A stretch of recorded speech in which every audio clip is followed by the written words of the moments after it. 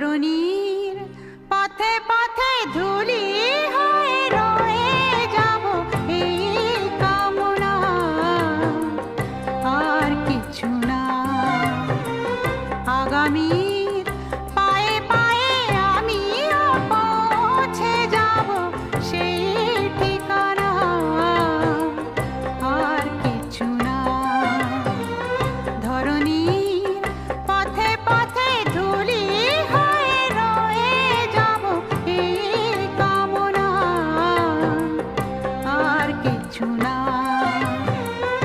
আগামী পায়ে পায়ে আমিও পৌঁছে যাব সেই